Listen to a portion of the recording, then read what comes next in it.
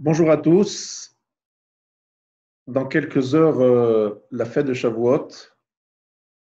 Après 49 jours de Sfirat HaOmer, finalement, nous arrivons à cette grande fête, ce moment de Kabbalat Torah.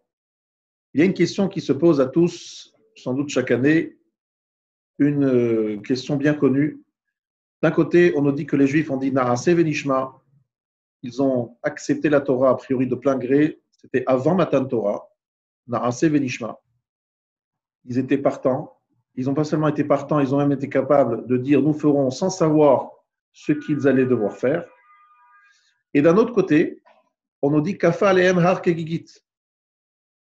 Akadosh Baruch Hu les a menacés en leur disant soit vous acceptez la Torah, soit sham tekvuratrem, c'est là-bas que vous sera votre sépulture.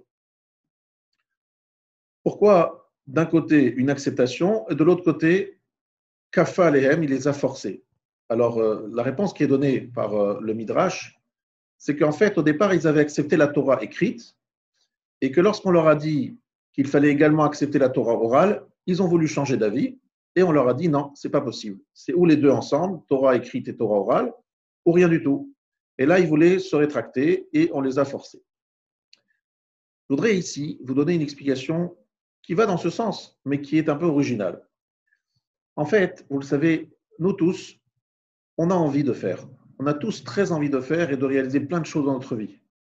Et le problème qu'il y a, c'est qu'on s'engage et puis à un moment, on a une faiblesse, on hésite, ça devient difficile. Alors à un moment, on voudrait se rétracter. Alors ici, dans Matan Torah, Akadosh Baruch Hu nous donne le mot. Prenons un exemple.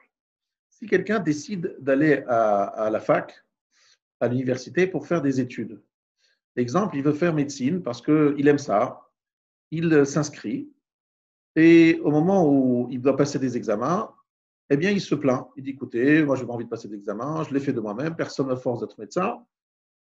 On lui répond, écoutez, c'est très simple, vous voulez votre diplôme, il faut passer les examens. Et surtout, on lui dit la chose suivante. On lui dit, tu sais, lorsqu'on prend une décision, c'est assez facile de prendre une décision lorsqu'on est sur son fauteuil et qu'il n'y a pas de grandes difficultés. Mais la vie fait que, évidemment, jour après jour, il faut se battre sur plein de sujets et ce n'est pas évident et on a un moment où on a envie de tout lâcher. Alors, celui qui prend une bonne décision, c'est celui qui se prend des examens. C'est-à-dire, il s'oblige à passer des examens. Il sait qu'il n'a pas envie de rater son année. Il n'a pas envie d'avoir honte et d'avouer qu'il a raté son examen. Donc, il se motive. Il est forcé. Mais en fait, il est forcé parce qu'il a décidé au départ de faire ce qu'il a fait. Ainsi, les Bnei Israël, ils ont dit Naaseh Venishma, ils voulaient faire, ils voulaient recevoir la Torah. C'est sûr, ils étaient sincères. Mais Akadosh Baruch Hu leur dit écoutez, si vous voulez faire la Torah et ce n'est que, on va dire, sur la base du volontariat, eh bien, ça ne suffit pas. Il faut que vous vous engagiez. Il faut que ça soit un tzivouï, un ordre. Que kafal et markegit, que ce soit quelque chose que vous n'avez plus le choix. Je vous donne déjà un conseil, chers amis. Lorsque vous prenez une décision, et vous en prendrez, j'en suis sûr, à Shavuot, d'améliorer et d'intensifier votre étude de la Torah et votre pratique des mitzvot, mettez-vous des barrières, des garde-fous. Dites-vous qu'aujourd'hui, vous êtes motivé, demain, vous le serez moins. Donc, prenez garde d'être justement, de prendre des choses extérieures. Je vous donne souvent cet exemple. Prenez l'exemple, vous voulez étudier un soir par semaine. Alors, vous vous fixez avec une chavruta qui va vous appeler à telle heure, tel jour, et vous aurez du mal à lui dire non, parce que tout simplement, vous avez honte à chaque fois de trouver une excuse. Donc, c'est une façon de se forcer, mais de se forcer à faire ce qu'on a envie de faire.